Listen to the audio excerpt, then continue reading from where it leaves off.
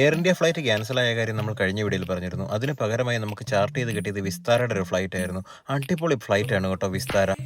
Singapore എയർലൈൻസും Tata സൺസും കൂടി ചേർന്ന് നടത്തുന്ന ഒരു ജോയിന്റ് വെഞ്ചറാണ് വിസ്താര എയർലൈൻ. എക്കണോമിക് ക്ലാസ്സിൽ തന്നെ വളരെ കംഫോർട്ടും നീറ്റുമായ സീറ്റുകളാണ് വിസ്താര ഫ്ലൈറ്റിൽ പ്രൊവൈഡ് ചെയ്തിരിക്കുന്നത്.